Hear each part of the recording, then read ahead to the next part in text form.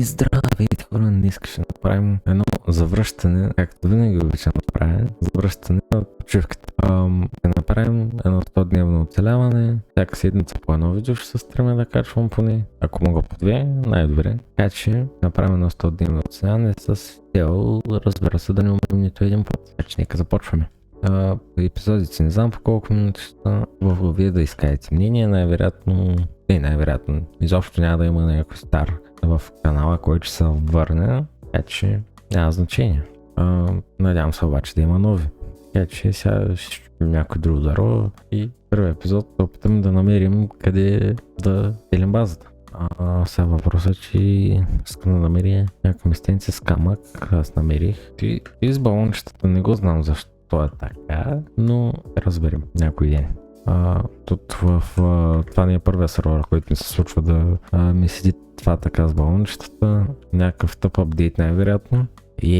Направихме achievement и малко камък, тази кирка се опитаме да я запазим, за да я сложим в рамка. Това камък не е достатъчно.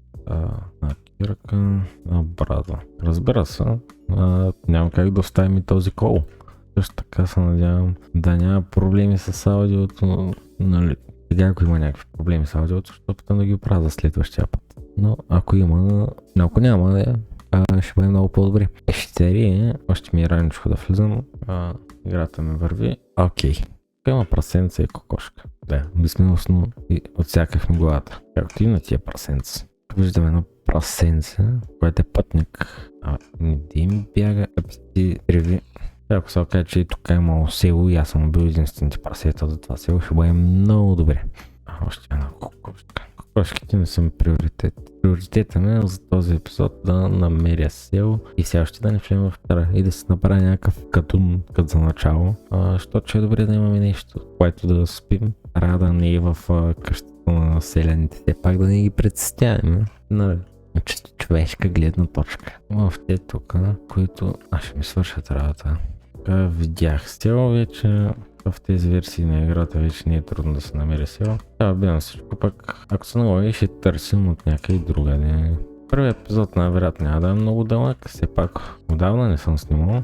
Малката крачка мен не си желая живота, не спира да ме събри. Пак като бия всичките роднини и приятели, които може да има, ние горе там ще ги оставим. Но ето тази, която най-вероятно е майка е, да бидем безсмилостно, както и другите. Те плешко ще го издим. Това са на трое с плешко е много забавно. Видях в далечината един портал, мисля да отида да го проверя какво има. Селото ми е по-близо и мога да взема храна и да отида пак. Но аз си избирам да отида просто до портал. И тук между другото има бая, крави и овце. Което това бая ми е в плюс. После мога да се направя фермички. Ами ми трябва по две само. Елементарно. Това ще ми свърши работа. Тъч, значи тази кирка му е да пазим. Брадва не му е да пазим. Лопатата не. Ама съм да кажем да го взема с удоволствие. Да отидем да грабим селените. Разбира се, няма нищо лошо в това. Надявам се да не говоря тихо, защото не викам или не говоря някакво силно. Говоря съвсем тихичко. И се надявам да се чува добре. Първото нещо, което търсим в това село е храна. То се намира точно до морето, което може би е добре, може би не. Защото няма гори. Или пак има. И в селото има сумати овце и крави и това ще ни е първата броня. И това съм да си го прибирам. Все пак, отдавна не съм играл тази игра. Може да дадете някакви съвети в коментарите, какво може да правим, какво може да не правим. Какво искате да гледате в този канал, защото наистина нямам никакви идеи. Бях тръгнал да снимам как превъртам GTA Vice City. Звука беше ужасен, един час снимах и накрая просто ми писна. И не си направих труда да почвам от начало. Не съм добър с тях. Защо? Стива върху мен е кафява, не знам какво на игра. Има еранголен, който няма да го барам, да седи да пази селяните. Добре, тук няма нищо. Така... Има много полезни неща. Само от едната страна е чест. Сега ще е добра идея да си направим една матичка. Да обедем всичкото се в това село. Първо да взима преди да излезна от крафтинга. Като гледам първата вечер, ще изпим в селото.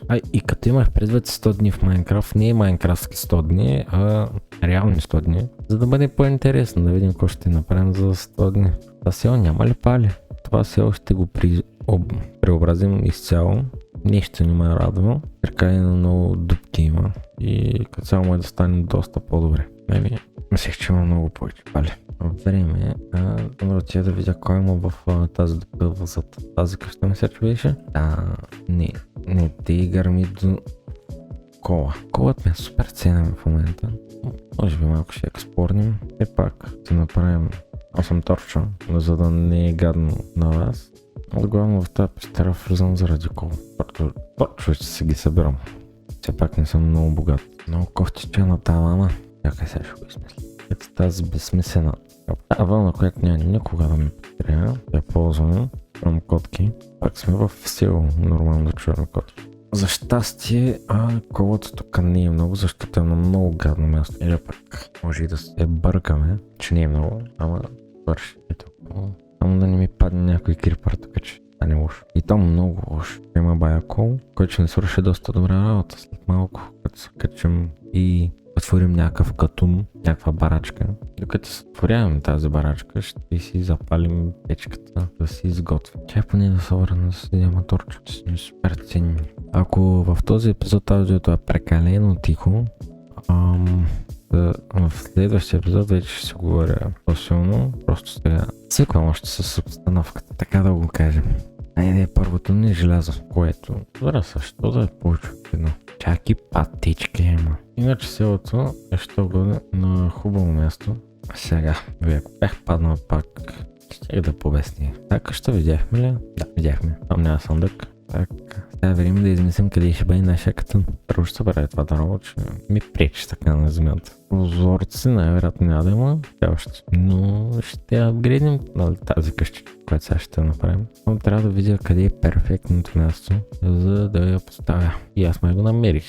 Мисля, че знам къде е, не че го намерих. И някъде до тази фермичка, ей така на тази полянка, да кажем. Слагаме въглища, да ще направим още една печка. Слагаме това, слагаме и това. Имаме 4 съндъка, да ще правим всичко. Дет не ми е нужно тук. Така. Тя точно може да ги вземем, да осветим нашето местенце. Ама прекалено много цветя. Сега, целта е да намерим... Аз колко бяла вълна имах помежду другото. Добре, няма да намерим. Имам достатъчно бяла вълна. Не да бях малко по-умен. Не съм правил с Славо и да направя го, но най-вероятно няма да стане. Е така. За сега, докато се направим къщата, не знам как ще бъде, честно казвам. За сега ще бъде сигурно на 4 на 4 местенци. Много мисля за 4 на 4 местенци в момента. И дърво ще го махнем. Вече няма да седи тук. Все пак ми трябват основи на къщата. Имам ли камък? Камък има. Вече няма. Трябва да изкопая малко камък. И дърво ми трябва в момента. Но камък повече. Не пречи да влизам в къщата. Тия зомбита добре хрумна ми идея за първата ни къщичка каква ще бъде. Нещо супер семпо, нищо особено. Правиме и ви оставям за днеска. Това ще се много да го мърсят. Нищо не съм преценил както трябва нещата. 1, 2, 3, 5, 1, 2, 3. Нека съберем глупостта тук. Така по-добре. Сега... да ми хрумна идея как ще преобразя селото. Най-вероятно ще го направим преди да отидем Ендър Дракона. Да ми трябват стълби. Без това основата на покрива ще от стълби.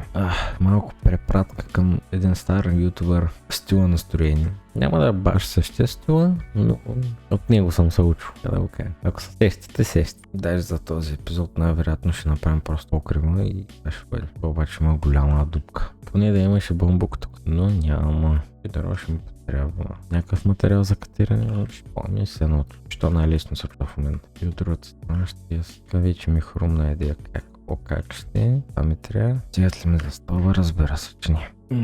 Знаете ли къде? Това нищо дед го сложих там, само с дед го сложих. Но това ще го оправя. Това ще го оправим обаче в следващия епизод на това оцеляване, защото бая дълъг стана вече клипа. Така че нека да приключваме. Аз бях, не знам, забравих как се пиша и с другия път. Бай-бай.